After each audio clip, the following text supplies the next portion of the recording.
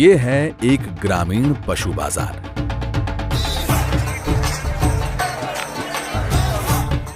पाई पाई जुटाकर और कई बार तो कर्जा लेकर भी किसान पशु खरीदने आते हैं। किसान इस उम्मीद में पशु खरीदते हैं कि पशु ज्यादा मात्रा में दूध देंगे और किसान की आमदनी बढ़ेगी। लेकिन ये किसान पशु खरीदने से पहले पशु की शारीरिक जांच और पुरानी बीमारी का पता नहीं कर पाते हैं। पशु की अच्छी परवरिश कैसे करनी है उसकी जानकारी भी उन्हें नहीं होती। ऐसे पशु को अक्सर ब्रुसेला, थनैला या खुरपका मुंह पका जैसी बीमारी हो जाती है और किसान जो पशु से अधिक दूध उत्पादन करके आमदनी बढ़ाने की सोच रहा था, उसके साथ क्या हुआ? बीमारी और दूध उत्पादन में कमी की वजह से आमदनी पहले से भी और कम हो गई। सही कहा जी। ये भैंस हम 1 लाख से भी ज्यादा की खरीद कर लाए थे मंडी से। इसको खरीदे हुए 6 महीने हो गए हैं। इसको धीरे धीरे पीछे की बीमारी लग गई है। इस बीमारी की वजह से दूध कम देने लगे और हमारी आमदनी कम हो गई है। ये पहले 15 किलो दूध देती थी, अब 5 किलो पे आ गई है। मंडी से जब हम पशु लेते हैं तो हमें नहीं पता होता कि भैंस को कोई बीमारी है या नहीं। वो तो हमें भैंस बेच देते हैं, घर पे आके पता लगता है कि भैंस बीमार है। मेरे गाय को थनैला निकला था, उसको दूध कम पड़ गया, आधा कम पड़ गया, इसलिए मैंने नुकसान करके बेचना पड़ा। ऐसी समस्या से निपटने के लिए एनडीडीबी की टीम ने गांव-गांव का दौरा किया। पता लगा कि किसान पशु ले तो आते हैं, लेकिन उसकी अच्छी परवरिश करने का सही तरीका उनको नहीं पता होता। किसान गाभिन पशु के पौष्टिक आहार पे भी ज्यादा ध्यान नहीं देते हैं, जिसकी वजह से बछड़ियों का शारीरिक विकास कम होता है और मृत्यु दर भी काफी ज्यादा रहता है। बछड़ियां बड़ी होके गर्मी में देर से आती हैं। उनको गाभिन होने में भी ज्यादा वक्त लगता है और 2 ब्यात के बीच में काफी अंतर रहता है। दूध तो वो पहले से ही कम देती है। नहीं, छोटी बच्ची को हम अलग से कुछ नहीं खिलाते, जो हम पहले से खिलाते आ रहे वही खिला रहे। हम हर गाभिन भैंस को या बछड़ी को स्पेशल नहीं खिलाते, जो हमारे बुजुर्ग पहले से ही खिलाते आए हैं वही देते हैं। एनडीडीबी की टीम इस विषय पर काफी अन्वेषण करने के बाद एक कार्यक्रम लेकर आई है, जिसका नाम है काफ रियरिंग प्रोग्राम यानी CRP। CRP के अंतर्गत अलग अलग अवस्थाओं के लिए 3 विशेष फीड तैयार किए गए हैं। प्रेगनेंसी फीड गाभिन पशु को आखिरी 2 महीने में दिया जाता है। काफ स्टार्टर फीड बछड़ी के जन्म से 6 महीने तक दिया जाता है और काफ ग्रोथ मील बछड़ी को 7 से 27 महीने की उम्र तक दिया जाता है। CRP का उद्देश्य गाभिन पशु और नवजात बछड़ी को पौष्टिक आहार देना है, जिससे वे स्वस्थ और तंदुरुस्त रहें और आगे चल के दूध उत्पादन में वृद्धि हो। CRP किसानों को पशु खरीदने की बजाय अपने घर पर ही पशु तैयार करने के लिए प्रेरित करता है। यह सस्ता भी पड़ता है। CRP कार्यक्रम कई दूध संघों में लागू करने के बाद अच्छे नतीजे सामने आए हैं। देसी गाय और भैंसों की बछड़ियां भी 11 से 12 महीने के अंदर गर्मी में आई हैं। चलिए आपको बनास दूध संघ में कांकरेज गाय पर किए गए परीक्षण के नतीजे दिखाते हैं। हमने लगभग 2000 कांकरेज गाभिन गायों को 7वें महीने से प्रेगनेंसी फीड खिलाना शुरू किया।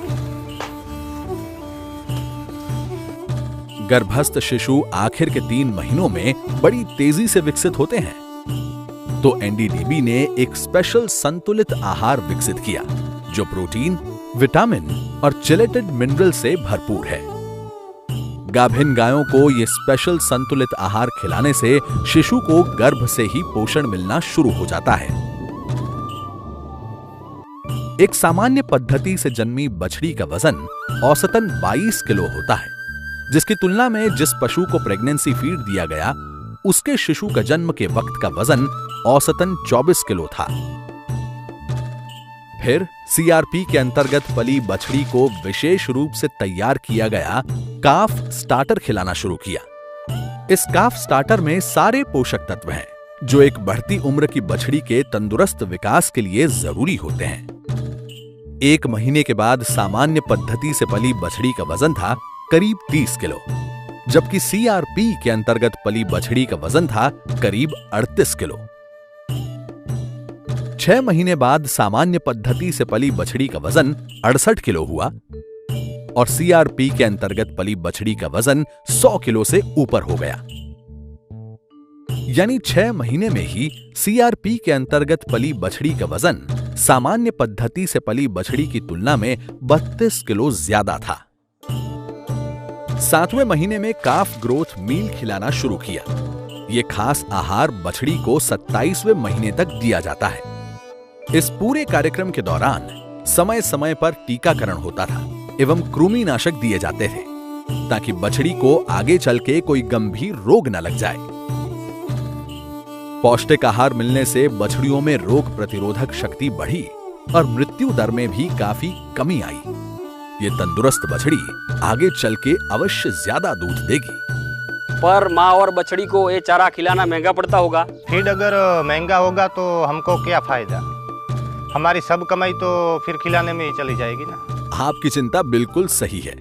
चलो इस चिंता का भी समाधान अभी कर देते हैं। सामान्य पद्धति से पली बछड़ियां देर से बड़ी होती हैं, देर से गर्मी में आती हैं, गाभिन होने में समय लेती हैं, दूध भी देर से शुरू होता है और दूध की मात्रा भी कम रहती है। एक सामान्य पद्धति से पली बछड़ी के ब्यात तक की परवरिश की लागत सीआरपी के अंतर्गत पली बछड़ी के लगभग बराबर ही होती है, क्योंकि सामान्य बछड़ियों को ज्यादा समय तक खिलाना पड़ता है। आइए अब आपको मुनाफे के बारे में बताते हैं।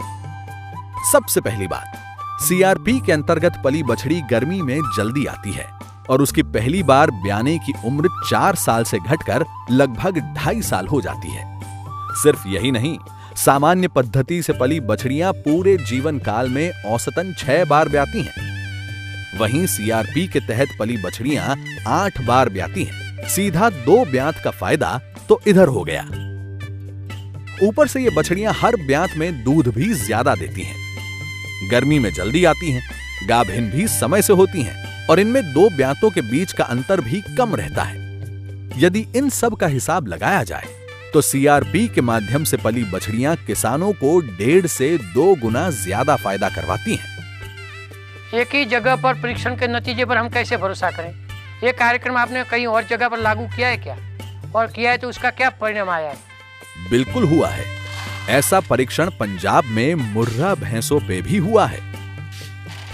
यही कार्यक्रम को पूरा दोहराया। आइए उनके फायदे उनकी जुबान से सुनते हैं।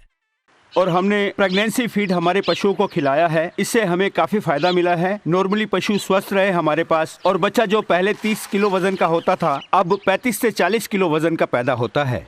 और दूध भी हमें पहले से ज्यादा मिल रहा है। हर एक पशु में पहले से 2 से 3 लीटर का फर्क है और इससे हमारी भैंस ज्यादा बार गाभिन हो सकती है, जिससे हमें बहुत बेनिफिट मिलेगा और 1.5 से 2 लाख का फायदा भी होगा। ये जो एनडीडीबी ने स्कीम चलाई है ना, मुर्रा नस्ल की गाभिन भैंसों के लिए और प्रेगनेंसी फीड शुरू करने के लिए, वो मैंने इस्तेमाल की है। इस फीड का रिजल्ट बहुत बढ़िया है। एक बार तो खर्चा होता ही है देखो जी, पर इसका रिजल्ट बहुत अच्छा है। पहले जो मेरी भैंस गाभिन हुई उससे जो बछड़े हुए वो वजन में बहुत ही हल्के थे और बहुत ही कमजोर, पर जो सीआरपी के अंतर्गत इस भैंस ने बछड़ी दी है वो वजन में भी बढ़िया है और कद काठी से भी अच्छी है और भैंस को गाभिन होने में किसी प्रकार की परेशानी नहीं हुई और दूध भी अच्छा दिया सबने। जो पहले गाभिन भैंस थी उसने 12 लीटर दूध दिया था। ये मेरी बछड़ी 14 या 15 महीने में गर्मी में आ जाएगी और तकरीबन 24 महीने में पहली ब्यांत हो जाएगी। कहाँ मेरी बछड़ियां 4 साल में गाभिन होती थी, अब 14 महीने में हो जाएंगी। मेरा कितना समय बच जाएगा।